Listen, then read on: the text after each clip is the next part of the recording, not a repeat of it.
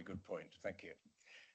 It's 10 o'clock, so I think we'll make a start. We're a little thin on the ground, I'm afraid, as far as councillors are concerned, which is unfortunate, but not perhaps uncommon as Christmas approaches, but there it is. We are quorate, but I know that Councillor Garrett has to leave by 12:30, so we'll have to cross that particular bridge. If we're not quorate at 12:30, then I can't really continue. I think that's right, Megan. So we'll see how far we get by 12:30. So without any further ado, I was going to ask everyone to introduce themselves, but seeing as time's important, and I think we all know each other anyway, I will forego that formality and just thank everyone for coming today, those of you who are here. And let's press on if we may. I've got a Councillors Pritchardson, Jeffries and Churchman. So those are the apologies. Minutes, are we able to agree the minutes of the meeting on the 29th of September? Does anyone have any comments on those meetings, on those minutes, sorry?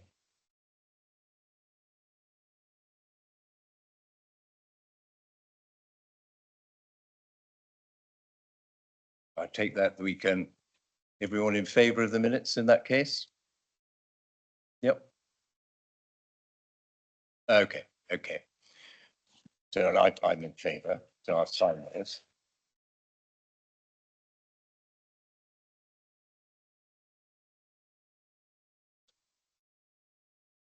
Okay.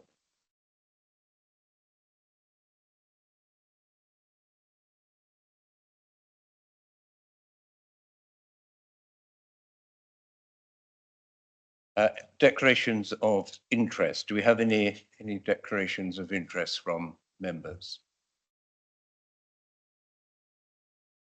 Yeah, I'm not a member of the committee, but I will be asking some questions later on. And I feel, because I'm going to do that, I should make a declaration of interest that under the children's issues, I do have a close relative who is included as a placement on the island under children's services. And I'll also be asking a question related to the pension fund committee, of which I'm chair. Thank you. Thank you, Councillor Jarman. Public question time. I think there are no written public questions and there's no one in the gallery. I don't know there's so I think that no public questions, so we'll move on. Making good progress so far. Members' question time. I don't think there's any written questions, and other than Councillor Jarman, who we're very grateful to for coming along, there are no other councillors here, as it were, who are not members of this committee. So Councillor Jarman has mentioned to me that he does have a question under the, I think it is the 1 hour rule, and he's outlined that question to me. And I think it is an urgent matter that we should consider. It's a procedural matter which has relevance to this committee, but also to other committees. And therefore, I think it's important that Councillor Jarman has an opportunity to raise that. I think it's unlikely, Councillor Jarman, that we'll be able to give you an answer today, because we haven't had notice, not a criticism, just a statement of fact. But it will mean, if you ask your question, that it will be logged and you will have a reply. Thank you, Chair. The matter arises from some conversations over the weekend and last week, in fact, where just talking to councillors from other areas. And it relates to how we deal with our degree of openness and transparency in the sharing of information, particularly in relation to FOIs. And the way that we treat GDPR information within that. The issue I have is that there seem to be a number of variances between the way that we deal with public communications and the way that some other authorities do, and indeed the statutes require us to. So I'll give a few examples of that. When we start the meeting here, we often read out the fire regulations sometimes, but we don't actually identify for the members of the public if any of them are present any reference to GDPR as the lawful basis for making recordings in our meetings. The similar thing is true of most of the online meetings we have, that we don't include that reference, and I gather that reference is required. We also don't disclose the conditions of the retention period for the information that we record. So we make recordings of meetings and we don't say how long or any restrictions on the use of that information. We don't disclose the fact that we will publish that information, and we do because most of our meetings are put on YouTube. So within this meeting, just as an example, we've not disclosed to people that the recording which our Democratic Services representative is making is going to appear later on YouTube, or for how long. We don't identify the termination mechanism which is used to remove those periods at the end of a particular period, or the way that the information will be destroyed or avoidance of copying of it. We don't include any reference to the use of those recorded meetings and in LOI disclosures. So those all seem to come under Articles 13 to 14 of the GDPR statutes. And I know that we treat that in a very minimalistic way. Other authorities treat it in more of a maximal way. My goal is always to be more open and more transparent, and I understand that that can at times raise difficulties, but I do think we should be open with the public and others in relation to the way that we treat the information. It has a bearing on LOI disclosures, because the LOI disclosures includes the use of the word communications. How we interpret the word communications appears to me to be a little soft at the moment and not precisely defined. We often interpret it to mean internal emails or perhaps some internal documents. LOIs are not there to disclose material that's previously been made public. Indeed, there's no reason to do so because it's already in the public domain. So LOIs, by their very nature, include internal communications. So for internal communications, we typically include some emails, occasionally some documents, but we do not include internal recordings, whether they're audio or video. And I think all of that needs to be made a great deal more explicit than it currently is within the Isle of Wight Council, such that anybody making an LOI will know the nature of the materials which we are prepared to disclose.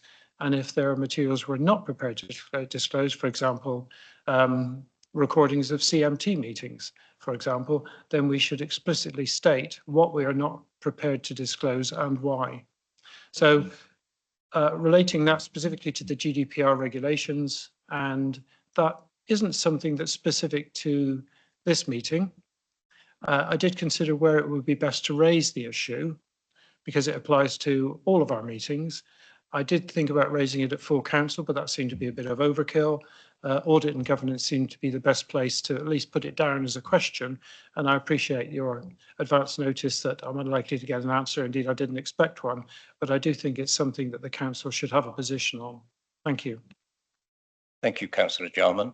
Yeah, I think all of us present would agree with the fact that we should, as far as statute allows, be open and transparent. And thank you for raising this. I'm sure it'll be looked at in detail and you'll have a written answer as soon as possible. And it will be mentioned, as it were, the written answer will be mentioned at the next meeting as well of audit and governance. So, but thank you.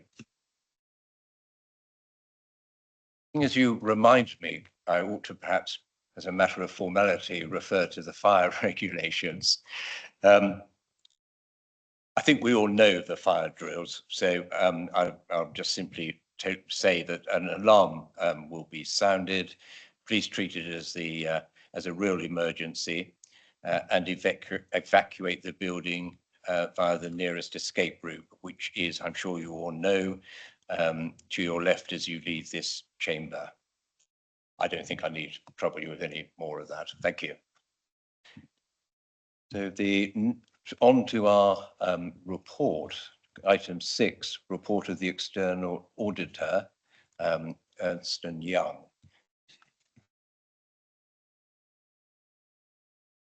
Thank you very much, Chairman. I hope you can hear me okay. Yes, and we've got, sorry, Mr. Souter, I was just asking, I wasn't sure who was going to produce the report. But thank you for attending, albeit virtually, which is fine. Perhaps you could, for the benefit of everyone, including the public, although there's no public here at the moment, they may look at the recordings. If you could just outline the essential findings and any points of concern that are raised in your external report. Thank you. Yeah, absolutely. So good morning, members. So we've got two reports on agenda item 6 today. So that's a progress report on the council's audit, and then we've got a results report from the pension fund audit. So starting with the progress report for the council, that begins on page 9 of your agenda pack. So our audit remains in progress, and the key issue to highlight to you is on page 13 that the work on the valuations of property, plant and equipment has been delayed. And that's because we only received the final valuation report and the updated asset register after the start of the audit, which was during last month in November. So that's affected our testing also on the new leasing standard and the valuation of the right of use assets. Otherwise, I would say the progress is what we would expect for an audit that's planned to be in mid-stage at this point in time. We have questions raised and work in progress across various areas, which management will be responding to. So that's very normal for any audit midway through the planned work. The only other aspect that I'd want to bring to your attention right now is that we are identifying that some differences from our work that we have been able to complete, and those are set out on page 14. So later in your agenda today, there's a recommendation to add a further committee meeting in February. So on the assumption that recommendation will be agreed, we'll be bringing our full results report to that committee meeting in February to be able to discuss all the items that we've identified when hopefully we've completed all our work. So turning then to the pension fund results report, which starts on page 23 of the agenda pack. The pension fund audit is much further progressed with the work on the accounts completed, and all we need to do now is to complete the review of the draft annual report. And that draft annual report's now been provided to us, and we plan to do that later this month. It's worthwhile bringing out the context for this audit that you had a new team preparing the pension fund accounts this year, following some major changes in the key personnel. And I think it's fair to say there was a bit of a learning curve experienced, and that's impacted the judgments that we make upon the timing and the quality of the accounts that we've highlighted on page 31. In terms of the risks and the areas for focus, so there was no indication of management override, which we set out on page 33. On page 34, we note the risk around the valuation of investment assets, and we're just drawing out that there was a timing issue. Now, that's quite a common issue in pension fund audits because often updated valuation information becomes to hand later on. So we've got no particular concerns about that matter. And then we note on page 35 that there were no findings on the disclosures regarding the present value of promised retirement benefits, which is a key estimate in preparing the accounts. We did find some issues in the presentation of some of the classification disclosures on investment assets, which were identified were also present in the previous year. So that's been adjusted and also required a prior year adjustment to make sure the comparatives were consistent year on year. But on the basis of those findings in our work, we do anticipate that we will be giving an unqualified audit report on the pension fund accounts, and we set out the form of that report in section 3 of our report on page 36. So members, that's all I wanted to highlight from both the reports this morning, and we'd be happy to take any questions that you may have. Thank you very much, Mr. Souter. Questions, members? Councillor Garrett. Thank you, Chair. Just sorry, a couple of questions.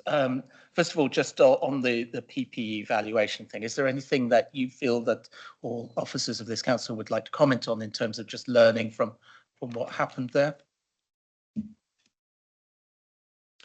I think, Councillor, we just need to make the general point that the account should be produced and made ready for inspection by the public by the 30th of June.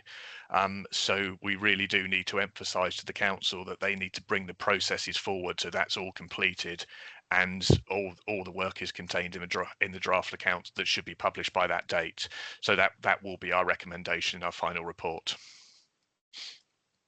And Chair, would any council officer want to comment on that? This is just to understand if there's anything that we as councillors, particularly budget process and capacity of teams and whatever, I always have in mind. Was there a capacity issue or some other issue that they would want to highlight to us at this stage? Thank you, Councillor Garrett. Is there an officer here who can perhaps explain it in a little further detail and so committee has a better understanding, perhaps? Thank you. Yes, I've obviously liaised with Mr. Downer, who leads the work in that area, but he couldn't be with us today. So there was one particular asset in particular that was very complicated and needed quite a lot of input from not only the finance team, but other teams within the council. So that was one of the reasons for the delay. But we have, in general, we've improved the joint working between the property team and finance team for this particular area of the asset valuations. And we've also have an extended arrangement with our external valuers, which will assist in ensuring a more complete exercise going forward. In fact, in readiness, property and finance teams have actually already started assessing the likely sample for next year's exercise ahead of instructing the valuers during Q4. So we are anticipating that we will be able to produce all the information in a much more timely manner for the next audit. Thank you very much. Councillor Garrett. And the other one I'd like to pick up is the commentary around the significant weakness in governance arrangements. Of course, this full council has received a report about those matters, has taken those very much on board. There was a very clear indication out of full council that we wanted to take those recommendations very seriously, and the actions should be taken forward or expedited as quickly as possible. I just wondered if you had any comment about the actions of full council in receiving the report from Mr. Penn, and how that might relate to the phrasing that you might use around governance weakness and value for money. Yep, so the full information will come out in our final report at your next meeting. We were pleased to observe that the debate at the full council last month took those recommendations forward quite positively in our view. So what we're going to be doing over the course of the next audit for 25-26 year is looking to see how those items and recommendations will be started to be implemented, and we'll keep an ongoing view on that for future audits. But I think having had the issues drawn out, the context and the tone of the debate was at least a positive reflection moving the issue forward, which we would hope to see. Thank you very much, Mr. Souter. If there are no, Councillor Jarman. Sorry, Chair, I waited to the end to ask member questions. Always come last. So on the pension side itself, we did review at the Pension Fund Committee last week a number of documents, including the early version of the annual report. I believe Mr. Souter made reference to it during his introduction. There were some small modifications required from last Wednesday. A revision of that came out on Friday. I went through it over the weekend and I provided yesterday what I expect to be the final commentary on that back to the team, and that should, I hope, be published today. I don't know which version Mr. Souter has got, or perhaps the team have worked on it early this morning and he's already got a copy of it. Perhaps he could just clarify which version he has, please. As far as I'm aware, we had a report from last week, so if there's been updates, I'm sure one of the officers will provide that to us. We're not planning on doing the work until I think next week or the week after, when we can fit it in. So if there are any modifications and updates, that'll be fine for us to take into account. Thank you, Mr. Souter. I don't think there's any supplementary from Councillor Jarman, so thank you for that. Just bear with me while.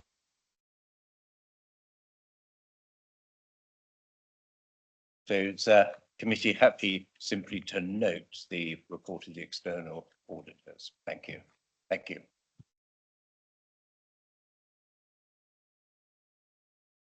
To item 6 on our, item 7 on our agenda, the internal audit progress report, pages 61 to 82 of the bundle.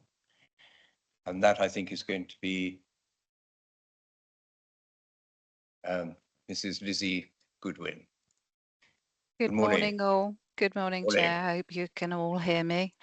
The report, the first report that you have in front of you is our normal progress report. There has been better movement. I would like to flag, though, part of the issue that is stopping us or holding us back slightly in completing our annual work is a number of investigations which will be reported in due course. There is nothing of significance to raise that is causing concern in relation to the audit activities we have performed since the last reporting period. There is one area in there that is remaining as limited assurance, and that's in relation to occupational therapy. The reason, though, that that is still remaining as limited is because there is the exceptions are in progress, but there has been insufficient activity, but there is work still being undertaken. In relation to everything else, closing down of the various grants and so forth, those have all progressed well. And so, Chair, I don't want to go through anything else at this stage. I am happy to answer any questions you may have regarding the content of the first report. Thank you very much, Mrs. Goodwin. Councillors, any questions? Nope.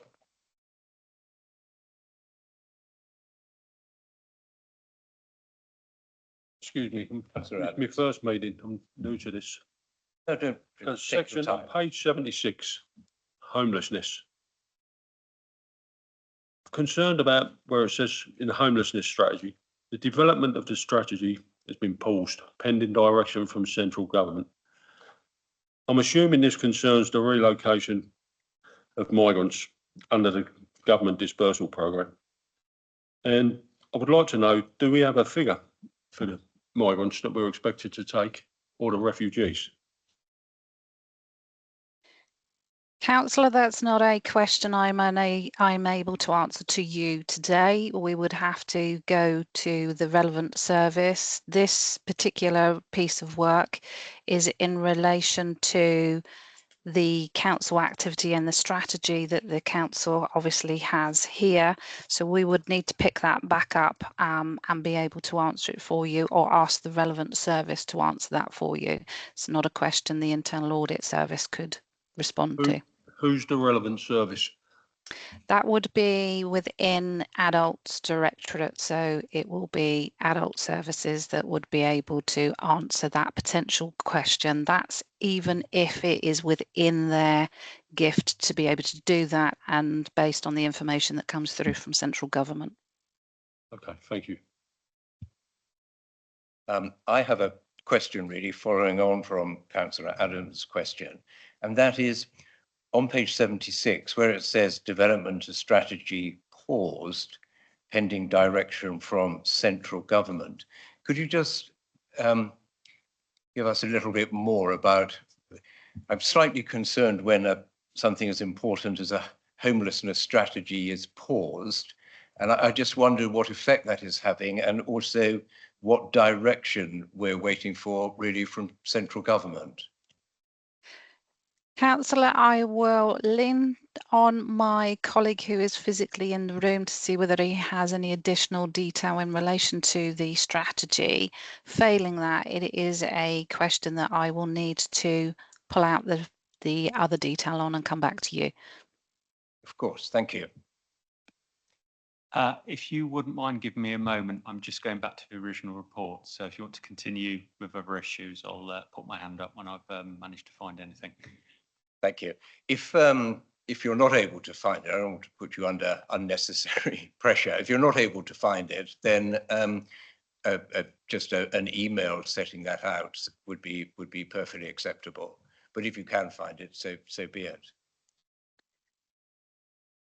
Do you have? Councillor, I was going to say, Chair, do you have any other questions in the interim?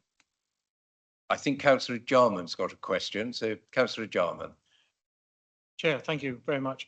Just following on from your question and that from Councillor Adams, and the response that Elizabeth very kindly gave in terms of reflecting it to adult social care, it would be worth knowing within the question that Councillor Adams asked, what are the number of migrant or refugee children that we have on the island, and what the government proposals are going forward for placement of migrant and refugee children that may involve the Isle of Wight. Thank you. Thank you, Councillor Jarman, and that will be included if it's possible to do. I don't know if you've any further comment on that, Mrs. Goodwin. No, as I said, it is something for the actual service to be able to address that, even if it is within their gift to be able to answer that question as fully, bearing in mind we are talking about government arrangements, not local authority arrangements. No, I do appreciate that. It's just when it's in a document saying that a strategy is paused pending direction, it is slightly concerning from, I think, from the committee's point of view, and it would just be helpful to have a little more information, and in particular, what the direction relates to. But I think we're going to have that in writing, or I see that Mr. Davies is, Newton, Mr. Newton is able to help us. Thank you. Thank you, Chair. I've only got the follow-up report, unfortunately, in front of me, but the only additional information I can provide is that central government is writing its own strategy, which will inform our strategy, and we're waiting for that strategy to be shared with us. But we can find more detail up in the service. That's very kind. Thank you. Mr. Ward. Thank you, Chair. Lizzie, can I just check with you that I hear what you say about referring back to the service, but can we just be clear that I think the questions from Councillor Adams are probably outside the scope of your audit? I accept that it's a question that the committee would like answered and needs to be directed to the service, but I wouldn't want the committee to feel that it was something that was inside the scope of the audit when it actually wasn't. Correct, Chris. Yes, it's not within our remit of the original audit or any subsequent audits in relation to the specifics of placement of central government. So yes, it is well and truly outside of our audit work. Thank you.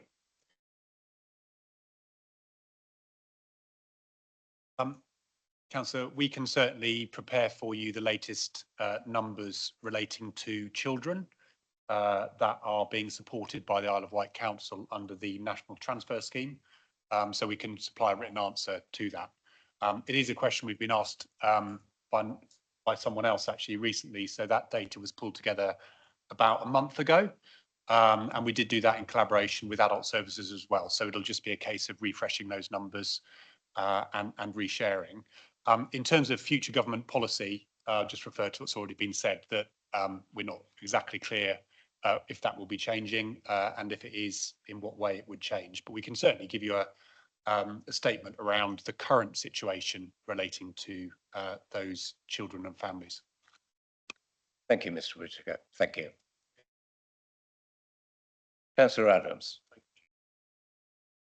I have a concern here with I understand it may not be relevant to this audit, but some audit, it must become relevant because there is a large knock-on cost to the island taxpayer at some stage. So at what stage does it become relevant to be included in an audit? Councillor, I can answer the question in that within the boundaries of what local authorities can and can't influence, and the activities across the whole of the organisation, from an internal audit perspective, our main purpose is to evaluate the control environment.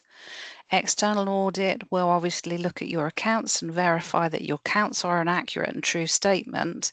So neither has the ability really to look at the activities that central government are imposing on the local authority, with the exception that if we are looking at the processes to deploy such instructions, then that is within the remit for us. So it is something for the organisation as a whole, if it wishes to seek additional information, clarity, or make representation to central government, but there would be strict limits as to what either audit function could or could not get involved in, because it's not an activity that is determined or controlled necessarily by the local politicians.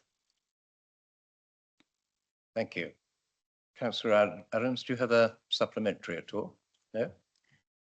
And if there are no other, Councillor Jarman. Sorry, thank you for your indulgence, Chair. I understand our ability to influence government policy is probably quite minimal, and we are waiting to find out what it is.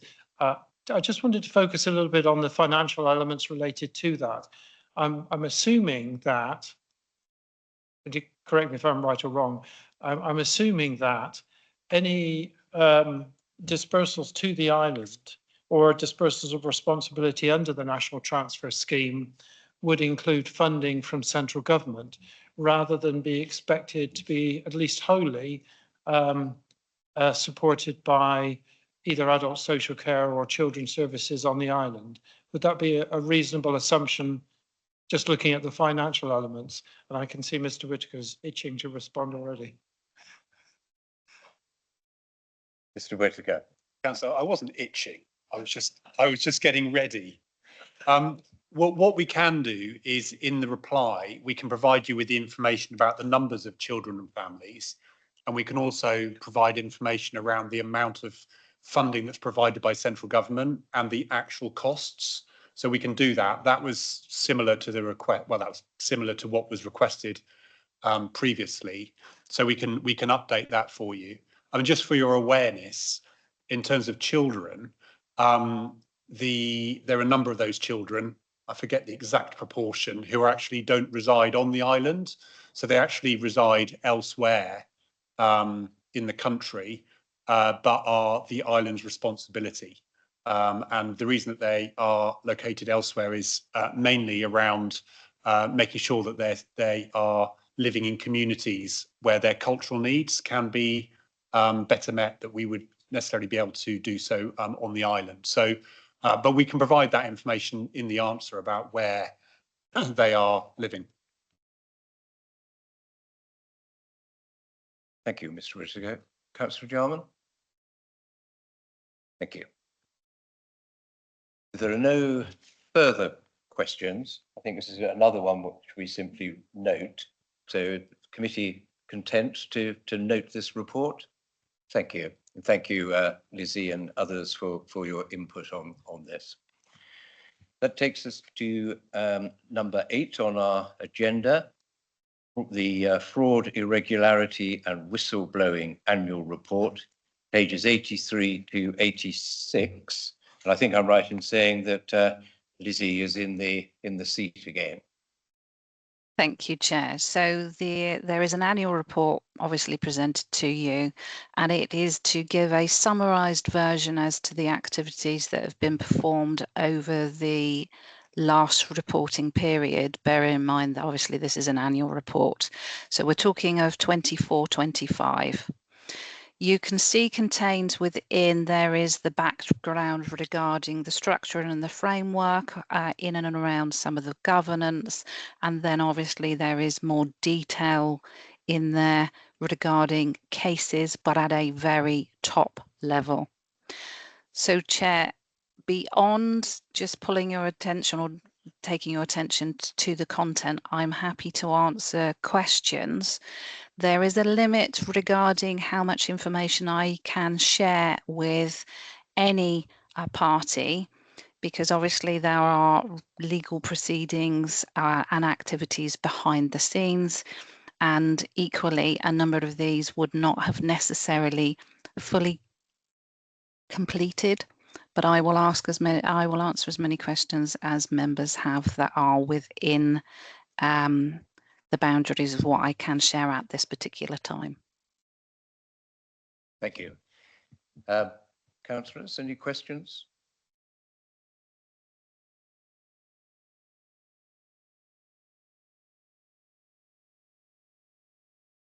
Councillor Garrett. There's reference to the work being done coordinating with the National Fraud Initiative of some 3,607 investigations, of which the completions. It doesn't go on to say, forgive me if I've missed it, of those investigations which are now completed, what, if any, action? No, it doesn't. So, Councillor, in relation to the National Fraud Initiative, and for anybody that doesn't necessarily have the backdrop on this, it's a mandatory requirement for all local authorities, and in effect, we hand over to the Cabinet Office data sets that get analysed, and then those data sets throw up any potential anomalies. Now, because this is done across the whole of the across the whole of the country, there is a time lag. So some of those activities that get flagged may well have, for example, if we're talking about a single person's discount in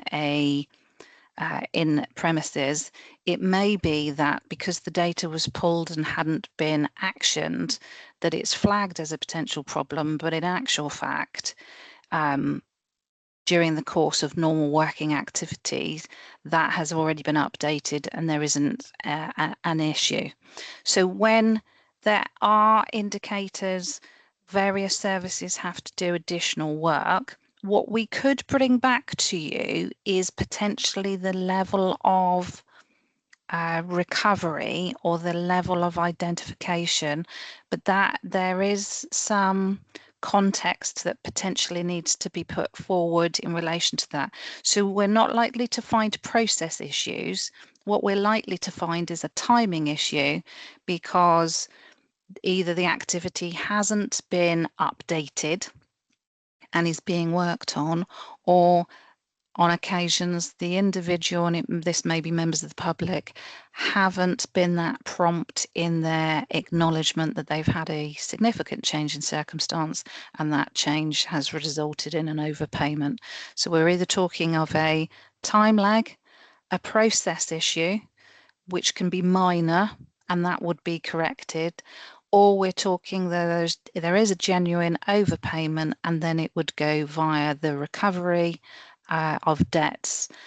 Potentially that may get escalated in very rare cases to prosecution and enactment with, obviously, with the court. Don't know if that quite answers your question. No, that is helpful, and information like that could be useful at some point. If I could just follow on, Chair, with another question. So I recall it's a good number of years since my household was a single person, but I do recall that when I was a single person occupier, I got a letter asking me to confirm that was still, so I had to sign and return something. Is that still done? Do we still have kind of an annual or biennial kind of process of ensuring people make a physical kind of confirmation of their single person status? Because obviously it is one area where where fraud is possible simply by not declaring somebody both as a single, an additional householder, but also there's always difficulty linking through to the electoral register, but not then putting that person on the electoral register. The flip side of which is that they lose out on their electoral right to vote, which they may value less than how much they pay in council tax, but is still an important consideration. So do we still do that? Send out physical requests? We do still send out physical requests. The frequency I've probably got less visibility on, but we have we're concluded a council tax and NNDR audit. So councillor, I will confirm for you, it used to be on an annual basis, but I would need to verify that to see whether it was still accurate. It was accurate until recent. Thank you, Councillor Garrett. I've a couple of questions, please. And that is under paragraph 12, page 85, the second bullet point deals with duplicate payments. And I think I'm right in noting that it's a significant amount. I mean, the lion's share has been recovered of duplicate payments. Was that found as a result of simply an accounting error? And if so, are you able to tell us what nature of accounting error, or is it more sinister than that? And are you able to tell us if it's considered to be fraud? Okay, Councillor, it's not sinister, which is a positive thing. Idea is a software tool, and in actual fact, 41,000, believe it or not, is quite tiny in comparison to the number of transactions that get processed on a regular basis. And duplicate payments are when you can imagine on accounts payable, there are thousands of transactions on a regular basis because we have a whole host of suppliers that we pay frequently. Equally on accounts receivable, we will be recovering funds on a frequent basis. But from accounts payable perspective, we have the ability with the software that we have in use in internal audit to have all transactions and do some analysis where we look to see whether there has been a slight variation potentially on an invoice, or we've simply just processed 2 invoices for the same amount. So in the scheme of things, this is pretty low. I think part of the reason that it is low is it's an activity Isle of Wight have signed up to perform on a really regular basis. So it's quite positive from an Isle of Wight perspective. So whilst 41, I don't underplay that is still public funds, it is the simple ability to be able to identify that there has been duplicate payments processed, possibly in error or possibly due to speed. Very few cases do we ever believe that there is something more sinister from a supplier perspective. And if we ever thought that was the case, the authority would be taking action in relation to that supplier. But hopefully that answers your question. It does, and thank you very much. One other question, paragraph 13 over the page. I wonder if you could just help me. There have been 2 direct payment investigations. One is ongoing, so I won't ask you about that because if it's an ongoing matter, it wouldn't be right, as I understand it, to comment. I wondered if you could just tell me, it's my ignorance perhaps, but what's a discretionary caution? It's perhaps self-explanatory, but I just wondered if you could explain it in a little more detail, please. So local authorities have the ability, if they believe that there has been a fraud or a criminal activity, to seek their own prosecution. But equally, that may be quite harsh. And so there are lesser degrees of issuing potentially a formal sanction that is recorded on our side of the equation, but doesn't mean that we have used public funds to proceed through to courts. So a discretionary caution is a caution that can be given to and this would be a member of the public in receipt of direct payments who has misused, and when I say misused, I mean in our view has committed a fraud, but potentially there may be extenuating circumstances, or the level of that misuse is at a degree that it is not in the public's best interest to take it forward for a prosecution, they will recover the debt regardless.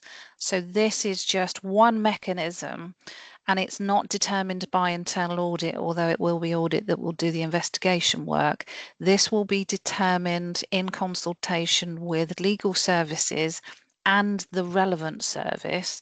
And so direct payments, the majority is adult social care. There will be some that will be in children's services, but the cases we've been involved in have been on the adult side. So in consultation with the Directorate of Adults and with legal services, there will be a determination to go down the less severe route. Thank you. That's very helpful.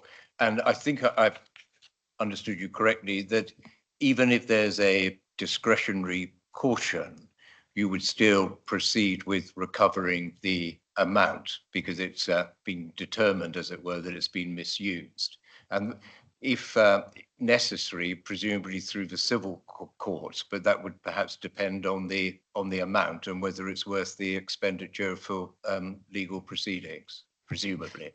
Yes, that may be part of the conversation though as well, as to what determines whether there is a prosecution or a discretionary caution. Again, it's part of the assessment that is made and the recommendation that is presented. Thank you.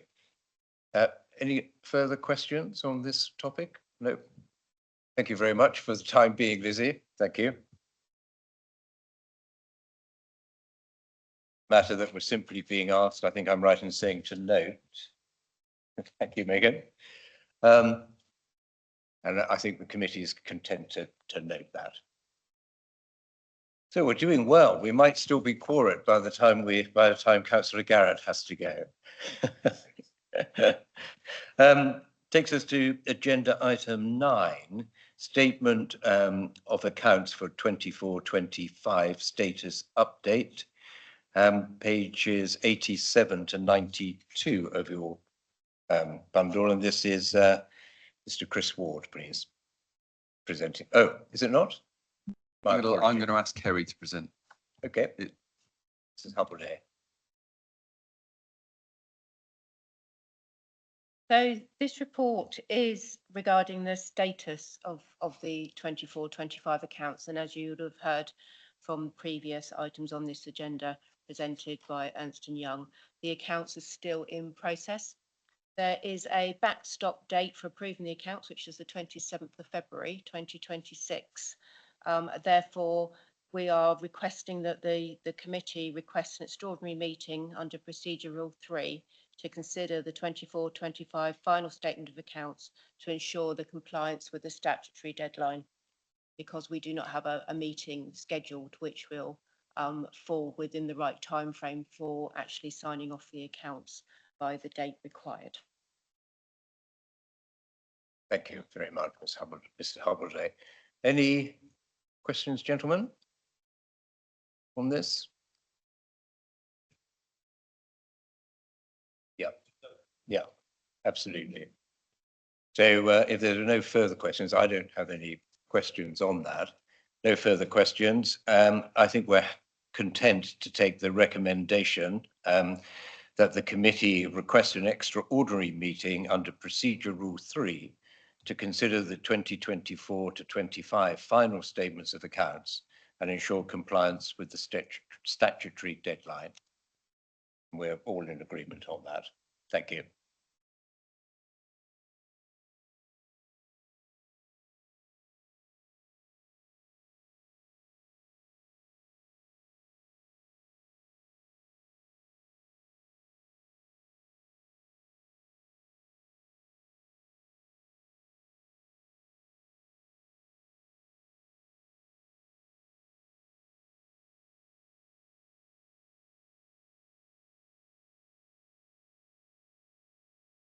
Sorry, I didn't have my microphone on. So we're now on the Treasury Management Report for the Q2 of 25 to 26. And I think this time it is you, Mr. Ward. Yes, we're taking it in turns. So what you have before you is this, that basically the mid-year review. So it's the half-year review of the Council's Treasury Management activities. I think the important thing to note from the report really is that, as you'll probably be aware, we set a Treasury Management strategy and policy at the beginning of the financial year. So that would have been done as part of the overall budget process between February and March this year. This seeks to assess the extent to which the Council has either complied with its Treasury Management policy or not. You'll see within the whole of the report, the Council has almost entirely complied, with the exception of a couple of days where we went slightly over our limit in terms of funds held, monies held in money market funds, but that was a very temporary position. There was about £500,000. We breached a £12 million limit that we had. It's of no real significance, apart from the fact that we do need to make sure that we have got the right controls in place. If that was a larger breach, then obviously we would be more concerned about that. Money market funds on the whole are generally safe. They are very safe forms of investment, and they're forms of investment where you can draw your cash down at notice. Apart from that, Chair, I don't think there's anything else to add in the report. There's information in there, obviously, in terms of our borrowings and our investments, and the activity that's been undertaken. But as far as we're concerned, it's all been within our normal confines.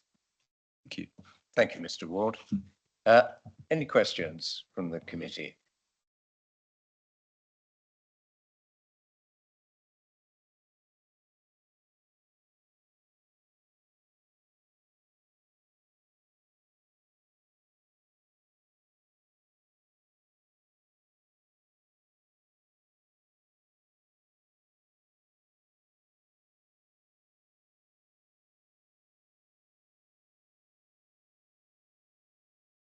Well, I take it there's silence, so I take it that's a no. There are no questions, Mr. Ward. So thank you. Thank you for that. We're now on to the Procurement half-yearly report, item number 11, pages 115 onwards.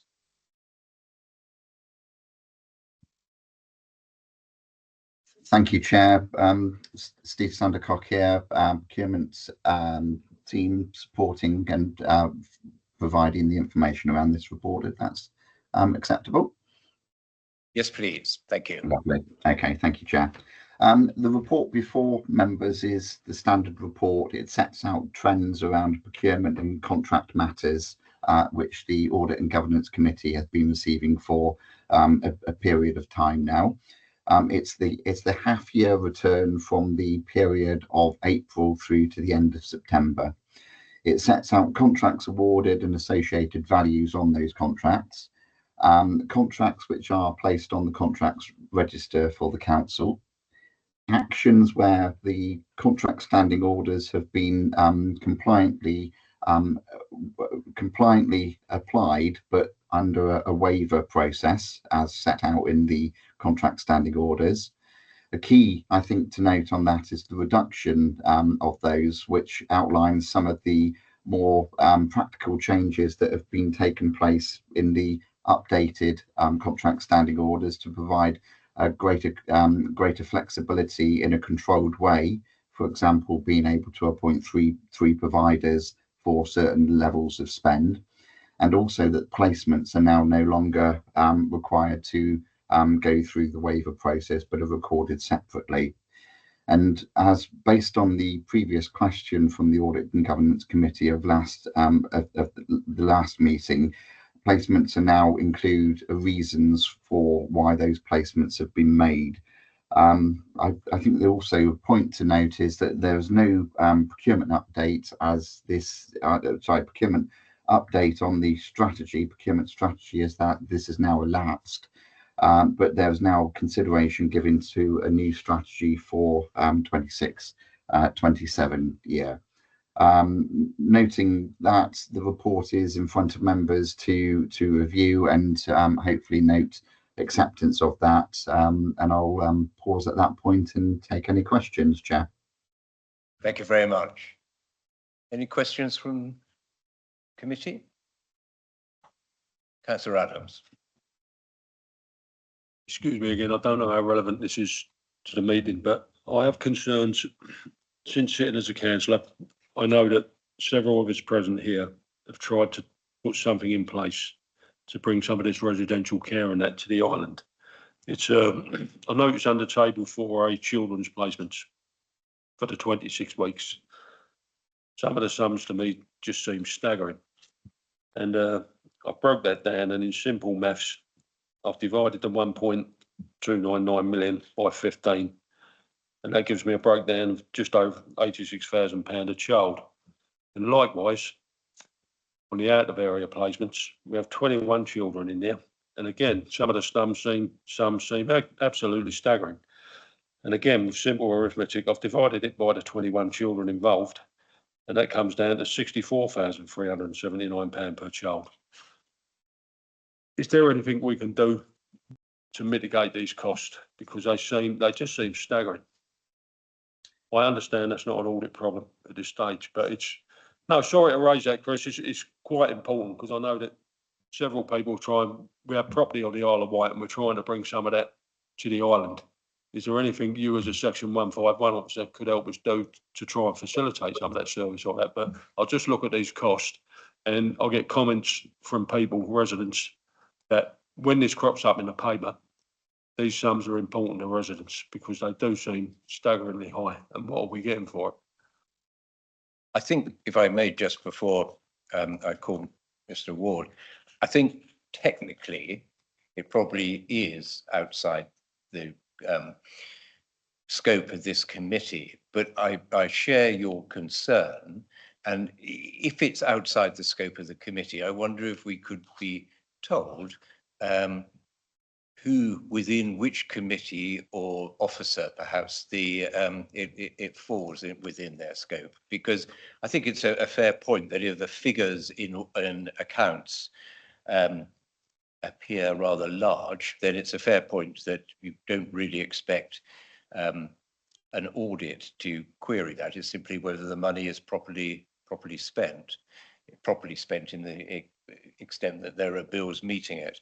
So who would it be if it's not this committee? And I don't know who could best answer. Who would it be if it's not this committee who would be responsible for checking, as it were, that the sums are reasonable, and that cuts or savings can't be made?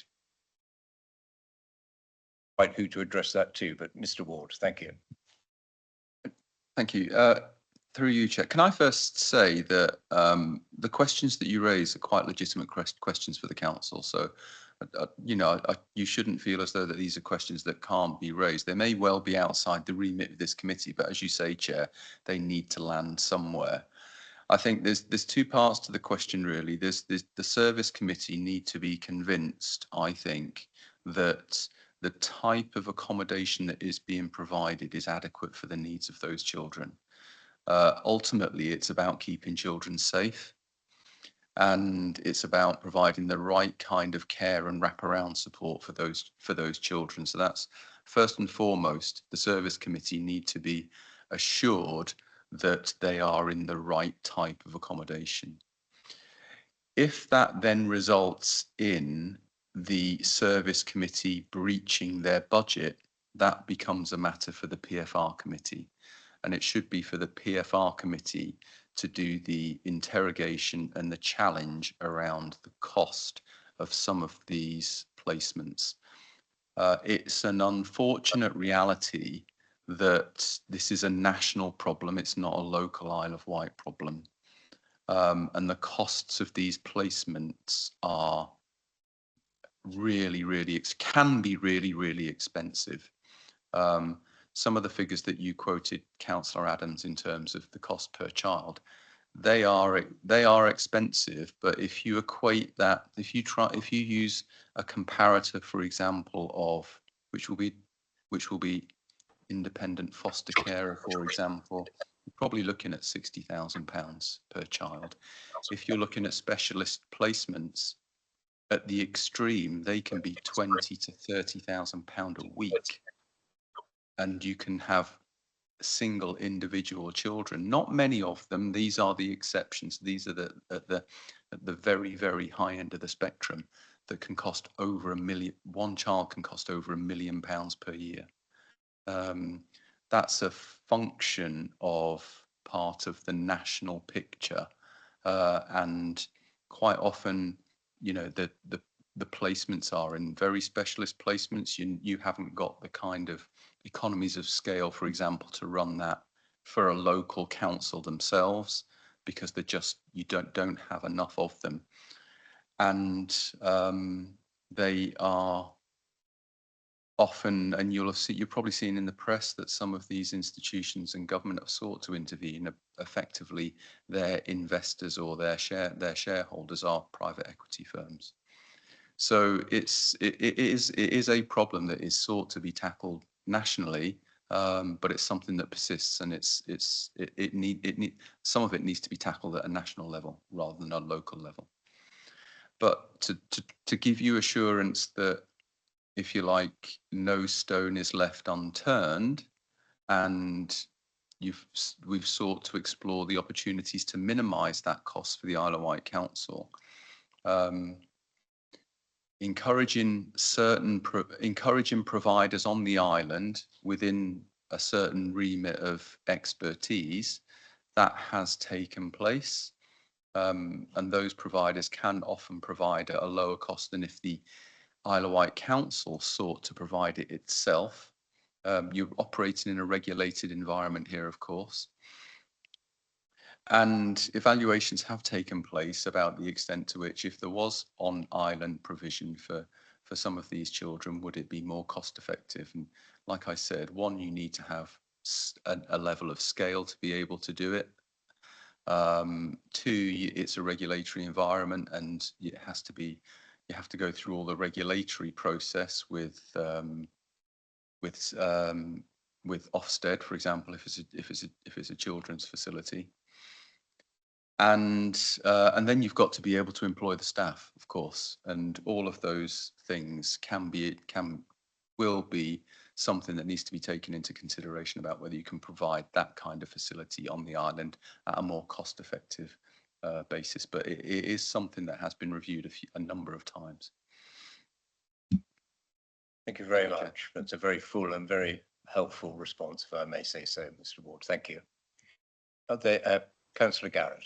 Thank you, Chair. If I can come in behind that. First of all, it is very helpful to have some of the reasons set out, because when you just see a bald figure, it's really hard to understand why that may be necessary. And obviously, there's a duty to retain the confidentiality around the children being supported. I'd take a different average, perhaps, from Councillor Adams. I wouldn't add them all up and divide, as he has done, but that's perfectly legitimate. I look more to the median and then see that these particularly, there are 2 or 3 or 4 children needing support, which is particularly expensive. And I think that's a reflection also of just the society that we are, that we look after children now that have very specialist requirements, that perhaps we didn't do in decades past. In terms of whether it's a matter for this committee, I would be tempted in your position, Chair, if I were, to shoehorn it in a little bit under our value for money considerations. We do have an oversight responsibility on value for money. We can communicate that back through to the service committees, which is where this really should be. The budget process should be going through, challenging and whatever. And as Mr. Ward has said, around reporting breach to, or going above, not breach, going above provision to PFR. It does beg the question, and I hate the idea of things being moved away from local authorities, but at what point does central government say, actually, the nature of this type of provision, given its kind of unpredictable nature as to which child will come forward requiring what particular type of support at what level. Is it something that would be better picked up through national government funding?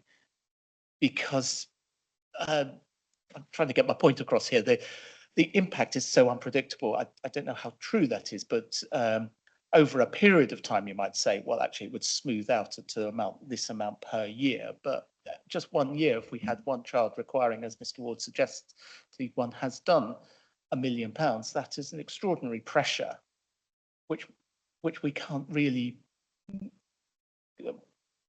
kind of mitigate for in the way that central government could. So, but I guess that is for another debate in another place, not just this council, but up in London or whatever, to say should they be looking at the way the whole funding of this area works. Just on the provision on the Isle of Wight, it would be good to be able to understand this if we provided facility that actually could draw in people from elsewhere in the country. That may be, I know, has been something that's been sort of considered. But again, one of our big issues on the Isle of Wight is then recruiting people who want to come and live here. And at the moment, we struggle across all of our service provision and throughout the public sector, getting people to come to want to develop their careers here. But I am grateful to be able to see some of the more granularity around these things, because Councillor Adams and the chair, we all get asked, why is it costing this? And if we've got a little bit of insight, we can at least explain, if not necessarily support, that line of expenditure. That be an individual decision, but we can certainly explain why the council is finding itself in this situation. Thank you, Chair. Thank you, Councillor Garrett. That was, if I may say so, extremely helpful. And it's always good as a new chair to have the previous chair. No, I mean this in a sincere way. It was always good to have the previous chair's expertise and knowledge gained over a significant period of time. And the best value, as it were, is something perhaps that this committee could look into a little more detail. So I'm grateful for that. Who's about to comment? Have I said? Sorry, Chair. No, if I could just come back, I value and appreciate your wisdom, Councillor Garrett. In terms of value for money, it is right. This committee's role is to ensure that value for money arrangements are in place. It's not necessarily to undertake the value for money work itself. But you are absolutely right that there's an oversight role here for this committee, just to ensure that those arrangements are in place and are working effectively, but not to do the work. So I think that's the important aspect. Thank you. And I think, sorry, Chair, you'd like to say something. Yes, sorry, Chair. If I could just further note the point around on-island placements was raised as a question as part of the last report as well, and we did get an answer which I believe was circulated to committee members, but if not, I'm happy that we can share that again. The answer was from Ashley Whitaker, Strategic Director of Children's Services, which noted future considerations around the council building on island council care homes. Under previous arrangements with Hampshire County Council, the view was not to increase council-owned council homes beyond the existing Bewley House offer. Under new arrangements since the 1st of February 2024, we have now included this option in the ongoing development of a new sufficiency strategy, and we are open-minded about the possibility alongside other options such as working with third parties and separate local places. We have aspects which a time view is preferred options in coming months, and this sufficiency strategy is concluded. This strategy will be brought back to members as part of the agreed way forward. And that was from Ashley Whitaker, Strategic Director of Children's Services. I don't know which committee that will go back to, but there is a sufficiency strategy in the offing. Thank you very much for that. Does any members have any questions arising out of that? No? I think we're in a position to note this report. Everyone content with that? I think that's noted. Thank you, Megan. Chair.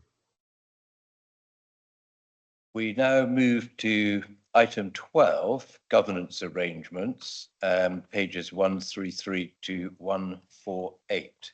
And I think Claire Shand. How did you get in without me seeing it?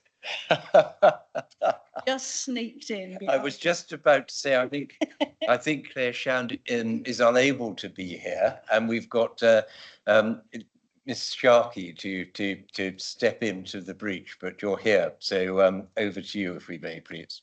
That's what you call good timing, isn't it? And I've not managed to break the microphone this time either, so that's a really good start. Fingers crossed. Thank you. It is only a brief paper this time, Chair, but it sets out that the committee has met informally for its very first meeting. Very productive meeting in terms of helping us to set the priorities for the work to be done, although we're keeping a keen eye on what's happening with the legislative changes nationally. And interesting to see that there might be a slight change of direction there, which might help us in some ways in terms of timing. But we've got a very clear work programme, and now we've got that direction from members. We're actively working on the detailed activities that need to be put in place. And we also discussed at that meeting some proposed amends to the current communications protocol, which is within the constitution that was approved in May. And those are only slight amends, but help to give a little more flexibility in terms of communications being made available to councillors prior to them going to the media wherever possible. And that was as a result of the operational experience once we got into the committee system operation. So I think from those that were present at that informal meeting, everybody was comfortable with that. But clearly what we needed to do was put it forward formally to this committee to consider and hopefully approve and make recommendation to full council that it be adopted. So I think that's all I was going to say in general, Chair, unless there's anything that anybody has any questions on or might want further information on. Thank you very much, Mrs. Shand. Just to draw councillors' attention, the amendments are at page 140 and are in bold print. It's principally an amendment to paragraph 5.248, which aims to provide, not in all circumstances, but where possible, 4 hours notice prior to issuing a press release. Some concern was raised that the 1 hour notice wasn't really sufficient in all cases. That was raised, as Ms. Shand says, at the informal meeting of this committee, and that it was embarrassing sometimes, frankly, for councillors to sometimes find out if something's released within an hour. Unless one's chained to one's computer, you can sometimes find out about it either by the press release itself or unless you're chained to the computer by a resident, which has happened to me before now, which is rather embarrassing.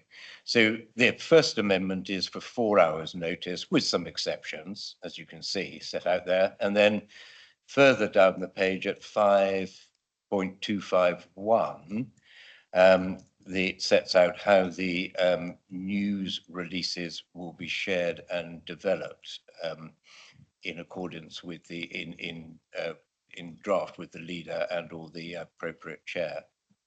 So having just identified that, that's what we're being asked to do, but we're also being asked to note the progress that's been made with the committee system implementation review of the Constitution. So if anyone has any questions on that from the committee, or indeed Councillor Jarman, who's, as I say, is here and kindly here, please speak now. Garrett. Oh, you know I'm going to. I'm a constitution junkie, so but yes, these are sensible amendments, and Chair, over my 8.5 years, I have been caught out a couple of times as well, but from finding out. Short of constitutionally requiring councillors to be permanently plugged into their emails, which would be the other option. Like I see not discussed in the paper, but giving us 4 hours, it's that. Even so, we as councillors are not always on and on our machines, particularly those of us who are working and working like I do, self-employed, so some very odd and long days sometimes. But I think 4 hours it allows for councillors to see things, and then through possibly, I could imagine with my own group, even if I've missed it, a colleague will have picked it up and put it in a WhatsApp group, just a heads up on something. That makes sense. One thing I would observe, just rereading that, we have, and I understand where this came from, the reference to spokes throughout. It was a generic term for trying not to genderize people who are speaking on behalf. I think spokespeople is possibly a better term. So if any chance of just kind of like that being done as well. Mrs. Shan referred to developments in Westminster, though, on another thing, and those of us who are very supportive of the committee system may like this development.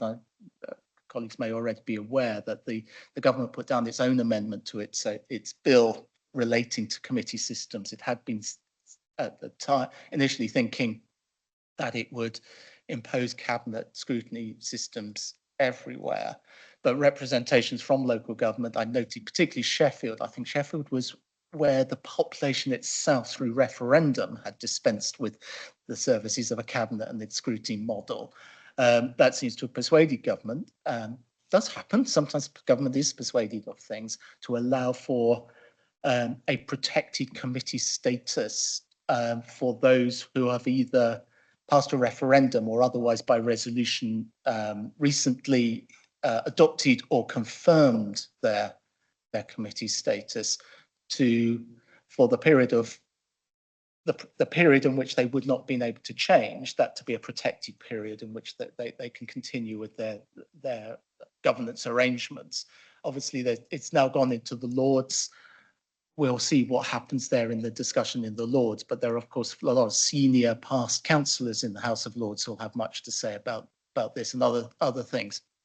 Personally, it'd be my hope that this does apply to us as an Isle of Wight Council, that we would be able to retain the committee system. The amendment does speak, though, of those authorities having to demonstrate after review that it remains the right governance arrangement. It's not an in perpetuity. Government is still minded that cabinet scrutiny is the better model for English local government. But as ever, clarity will be needed from the government as to, because a bill is still passing through, we don't know quite what it will look like, how much we should still be doing about embraces approach and preparing for a return to cabinet in any case. And my understanding of the amendment, it doesn't stop. It may still allow for a council to actually abandon its committee arrangements and go straight to cabinet scrutiny, despite what it would otherwise have been constrained to do. So to do interesting times for those of us who love a bit of governance, but actually it is really important, and certainly I'm one who thinks that the committee system should be allowed to bed in and get to that point where it is working very effectively. I appreciate others think it's struggling, but personally I think that's just because it's still 6 months on and we're still finding a way. What I did notice over the weekend, for other reasons, that instead of 8 councillors in a cabinet making key decisions, 29 councillors in aggregate are now making key decisions on the service committees. of the remaining 10, it must be remembered 2 are members of Parliament, may have other things to do. 1 has decided he is not attending this council formally. 2 others are chairs of key committees in their own right and will have things to do. Yourself, Councillor Spink, I don't think sits on the Service Committee at the moment, but you chair this committee, and that's a job in itself. And one of those other members who's not on a Service Committee is chairman of this council. So I think going from 8 to 29 being involved in key decisions has been really helpful. But I'll stop my soapbox rant on let's keep committees, and if government allows us to do it. But it is an interesting development out of government that they've recognised that committee systems could be very valuable as governance arrangements. Thank you, Councillor Garrett. I don't know if there's any. Councillor Jarman. I do. I try not to. I often, anyway. I have a couple of questions. One of which is related to the way we engage with the media. And I would like confirmation that we include media placements within competitive tendering as a local authority. And that's part of our procurement process. And the second one is just on paragraph 5245, where it concludes with the monitoring officer will be involved. I find that very, can I use the word woolly? I use it anyway. Where it says the monitoring officer will be involved, it doesn't really help me to understand exactly what process is occurring there. And I would like to seek some clarification on that at some stage. I think that would benefit us all. So number one, do we use open procurement for media placements? And number two, can we be more specific in terms of what the monitoring officer role is on 5245? Thank you, Chair. Thank you, Councillor Jarman. It did occur to me that there are some parts of the Constitution that are shown here simply to put into context, as it were, the revisions that are being proposed. It did occur to me that some of the other paragraphs, and it includes the one that you've referred to, could be improved. And that's not a criticism.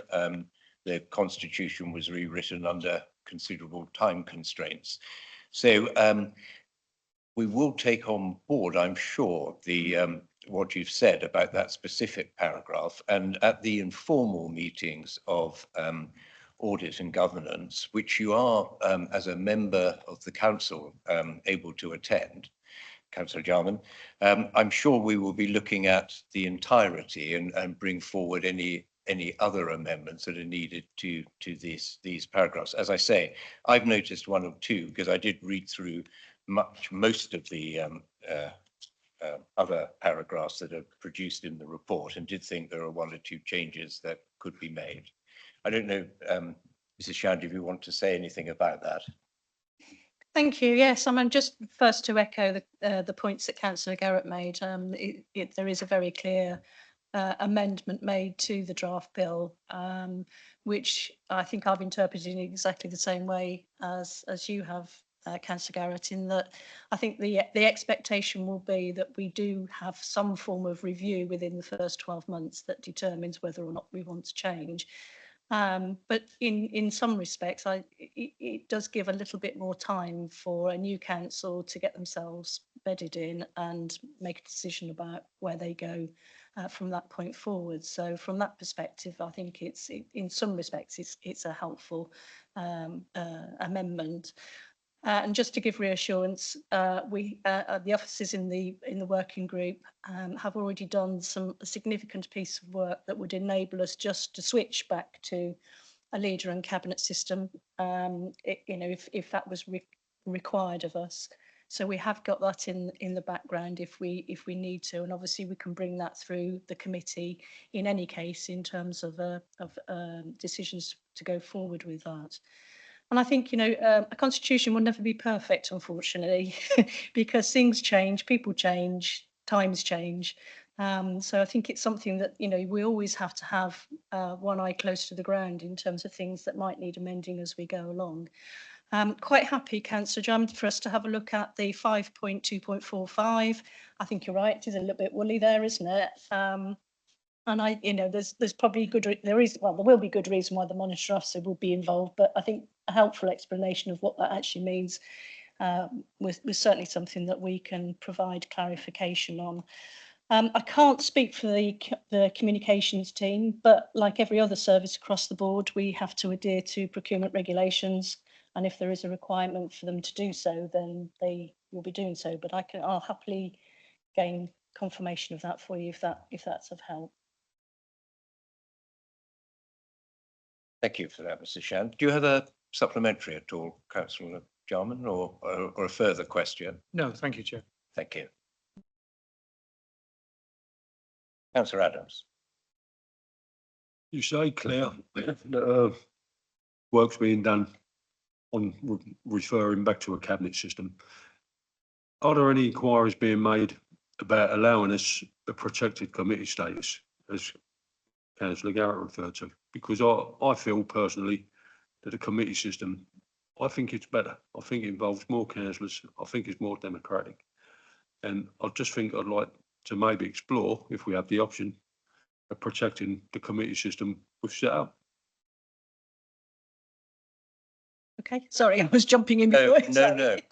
I'm keen to respond. Okay, certainly. I was going to ask whether you could respond or yes, whether it was really a matter for. I don't think we need to. We won't need to apply. It'll be part of the legislation. I think it's clear the way it's written at this moment in time. Obviously, we would need clarification. If it requires us to apply, then of course we would apply. If it was the will of the council to do so. But my understanding is that it would be an automatic thing for anybody, or any council that has either only recently or within. And the reason it's called protected is because there's this 5-year period where you can't change back.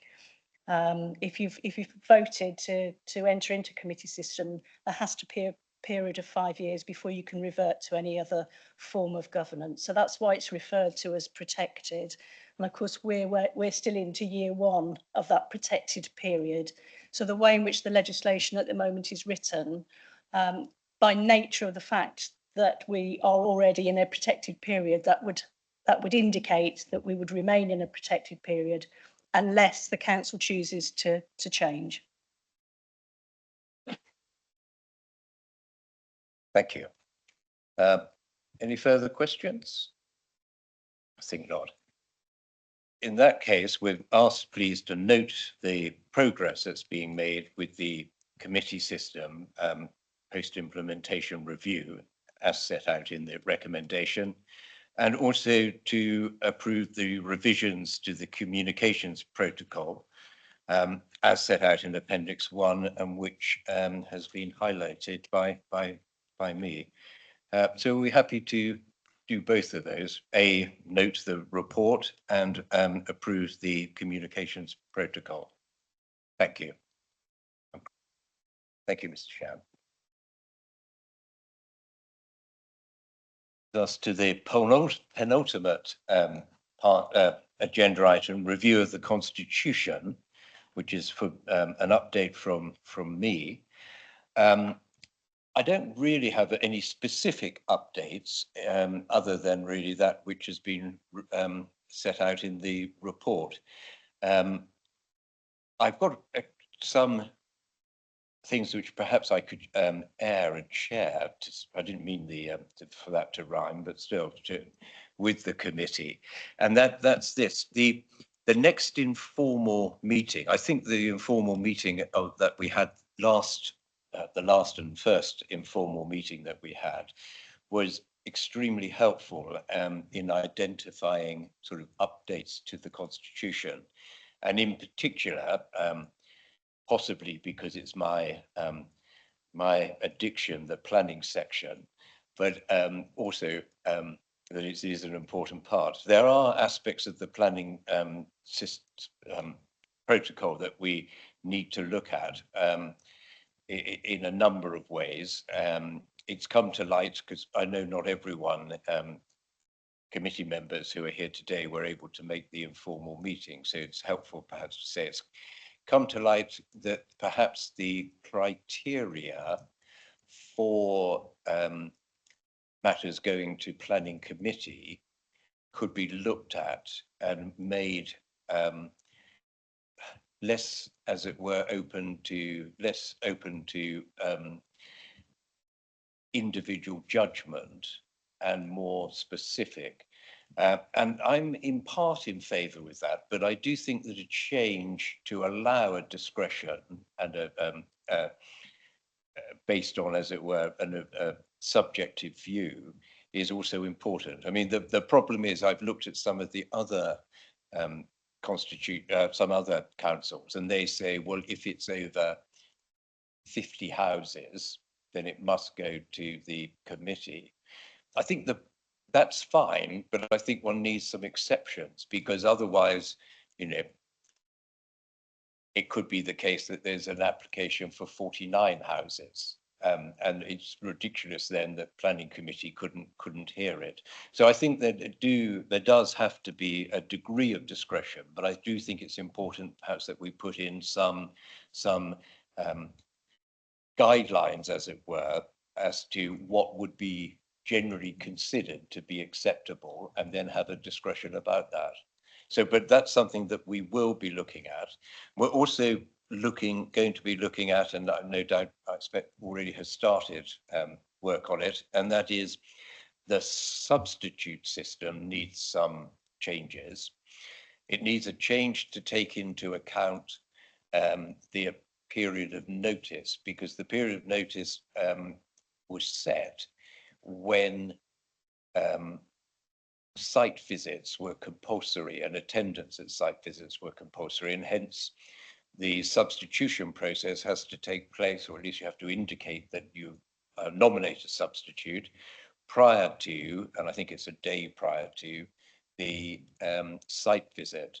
And that causes some difficulty. And now that our attendance of site-to-site visits are recommended but not compulsory, it perhaps isn't necessary to have quite a strict time notice. So that's period of notice, that's being looked at. Also, there has been a slight change in practice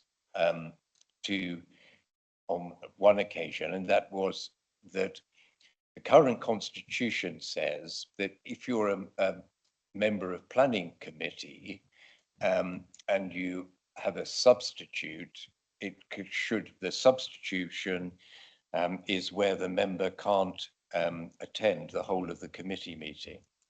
And on a particular occasion, that was waived, as I understand it, which I've no criticism of, but it's important if that's going to be a new system, as it were, a new part of the protocol.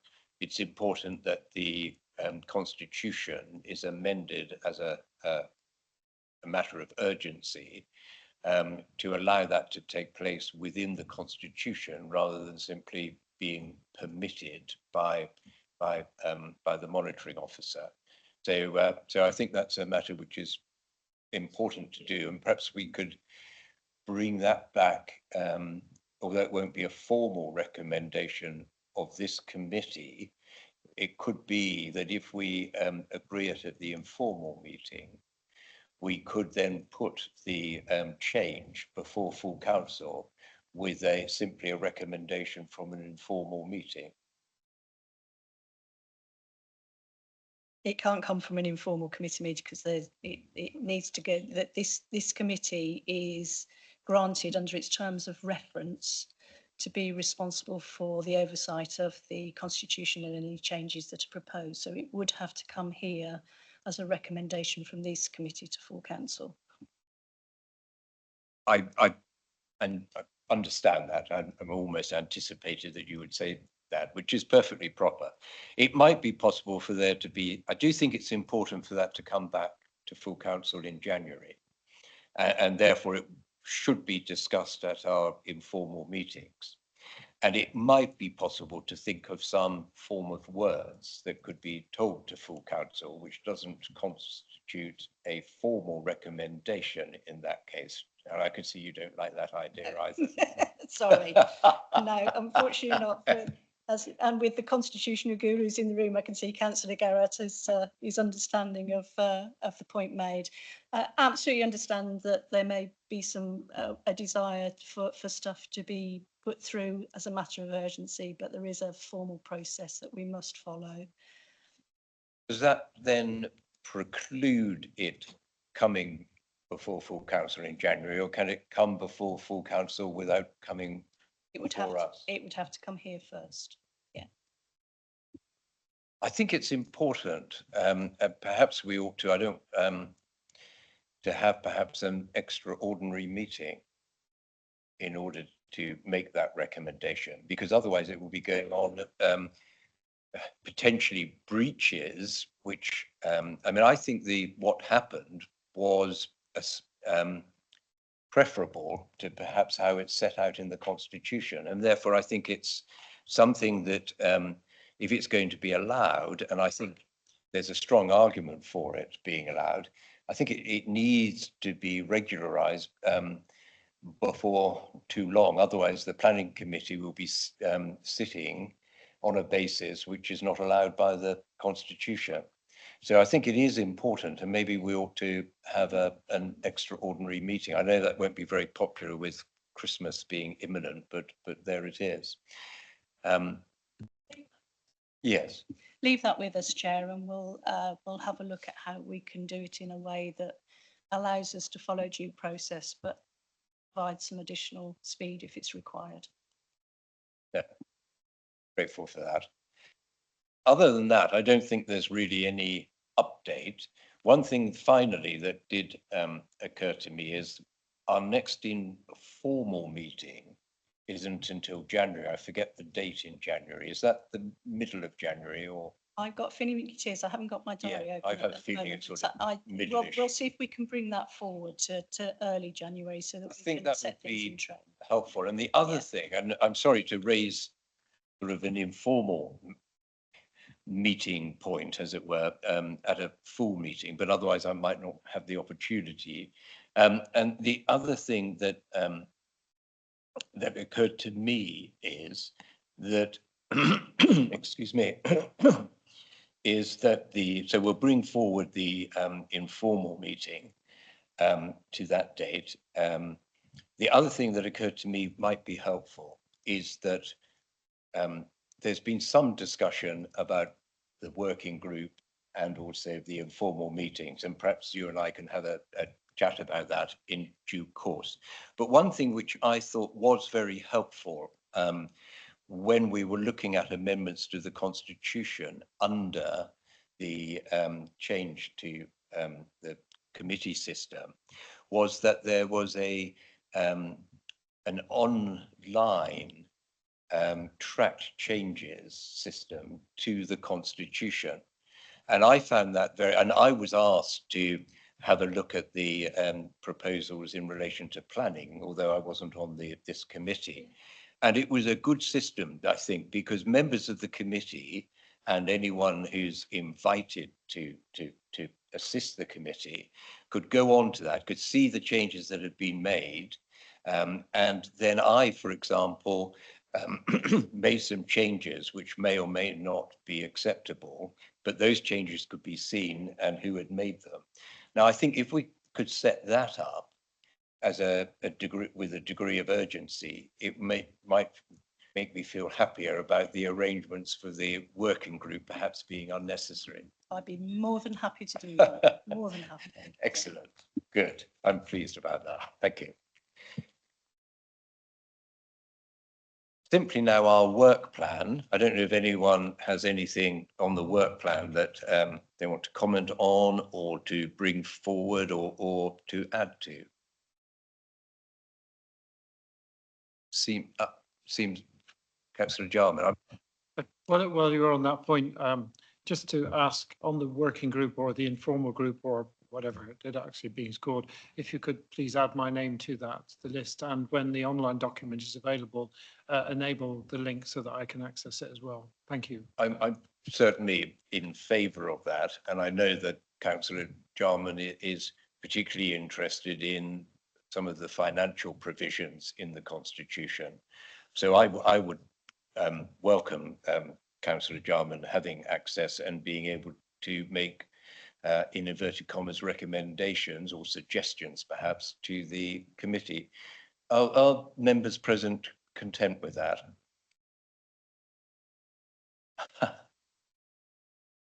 The more the merrier, isn't it? But we did have, when in a similar situation, yourself, Chair, Councillor Brodie at times joined us for things, either directly or sort of on the fringes. But constitutions are difficult to engage people with, and there aren't many of us who love reading those things through. And even I got eventually rereading it. I find that there are things in it that I completely missed on those first and second and third passes through. So in that sense, but just remembering, of course, that there are still the formal processes that this committee is the body that can feed through to its groups and whatever. But yes, if Councillor Jarman is able to assist again, then that must be all well and good. But although you and I and Councillor Jarman find the Constitution interesting, many don't, and I can understand why. So I think if there are councillors who are prepared to put in time and effort, as Councillor Jarman is, to simply putting suggestions for amendments forward, I think they're welcome,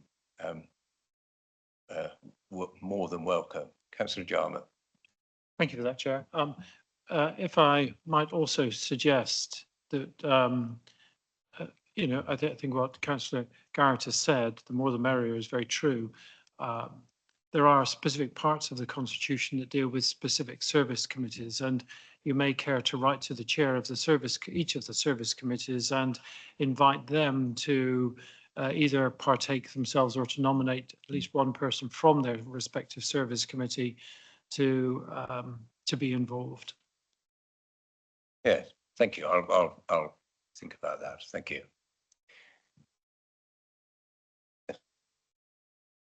Thank you.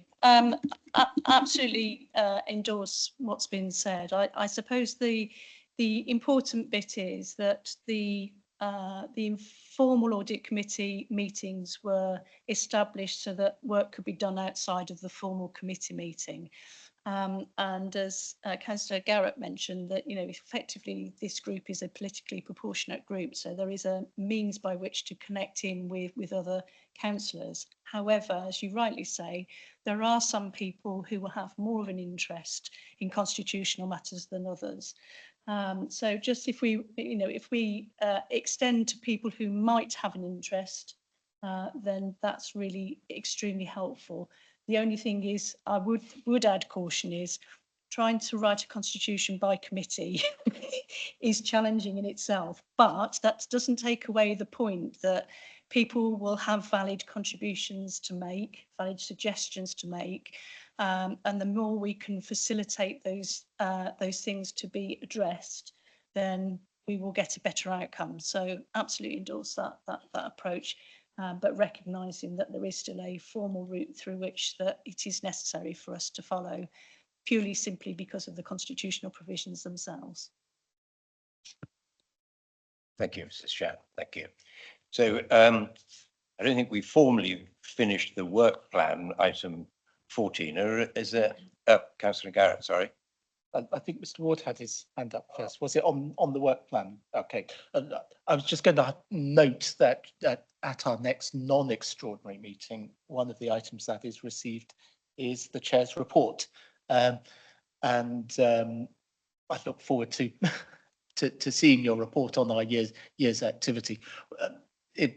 Just to say that I found it very useful to engage with Mr. Newton and Ms. Goodwin on that report, particularly framing it around what was best practice. In my when I was sat in your place, Chair, there was a change in what I think the SITFA guidelines said at some point, and I went back to those and then revisited all of those sorts of things. But nobody likes a backseat driver, but I'm very happy to sort of give you some support on that if you wish ahead of that. The one thing I would say is Megan will be on your case quicker than you think for when that report is due. So if you're not like me and you're very good with deadlines, otherwise be thinking of it after you're digesting the Brussels sprouts on Christmas Day or something like that. Yeah. Well, I'm not sure I'll be thinking of it then, but I take quite, but maybe in the days after. No, all help is very much appreciated, and I will certainly have a word with you beforehand. So, anything on the work plan? Thank you, Chair. Just a reminder, really, for the extraordinary meeting to be scheduled in for February, mid-February. Obviously, that's not currently on the work plan because it wasn't a resolution of this committee at the time the papers were published. But now that you have resolved that under item 9, it's just a reminder. Thank you.